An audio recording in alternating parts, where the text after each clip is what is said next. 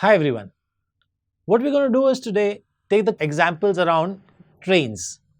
Now, trains, that is trains moving in same direction, opposite direction, one train crossing each other, train crossing a bridge. These are very common questions asked in all entrance exams. But before you do this, I would recommend that you should see the our video on relative speed. Only once you've seen that well, will you understand this concept also well. Let's take the first example around this. The Amar Mail, a newly commissioned train, is 600-meter long. It travels at a steady speed of 72 km per hour. So this is a train which is 600-meter long.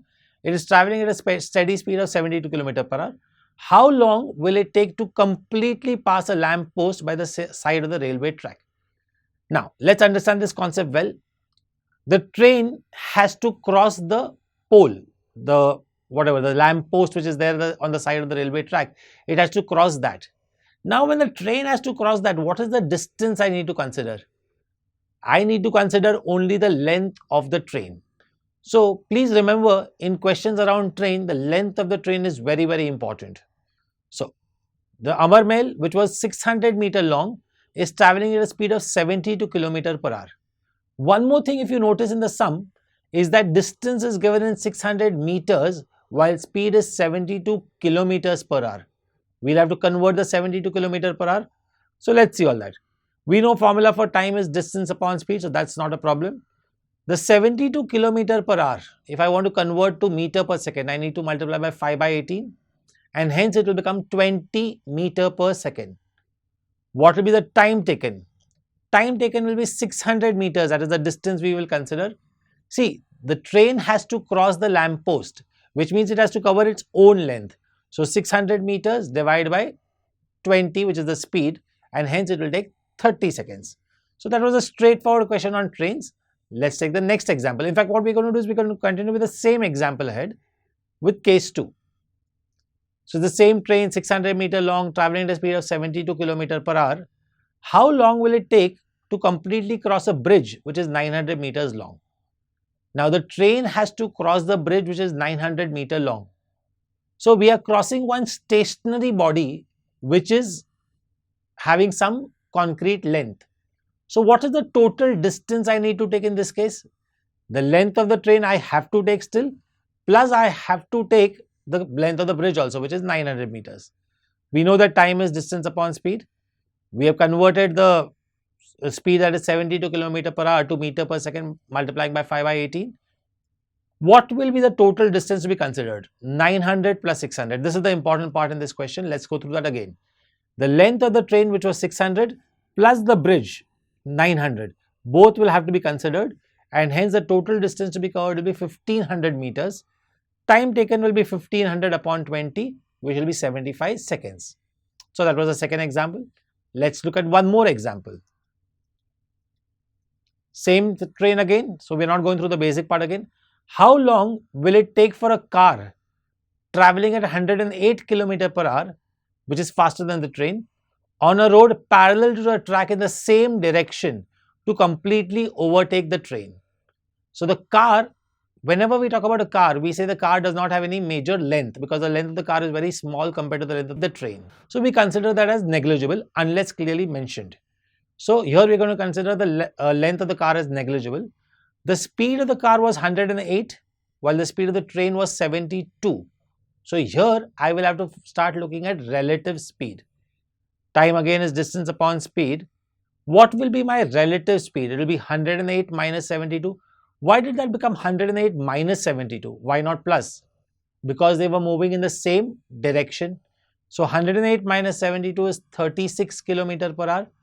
Do the conversion, 36 into 5 by 18 will become 10 meter per second. What is the length of what is the distance we need to consider? If you think logically, only one body is having length here. Which is that body? The train.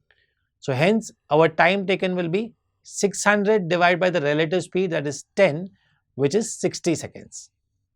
Let's take the next example.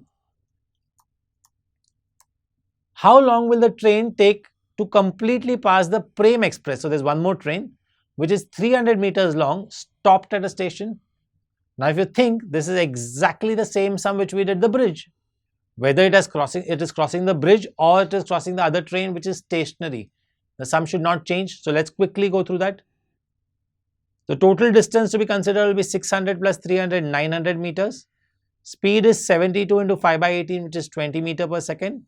And hence, time taken will be 900 divided by 20, 45 seconds. Nothing much in this question.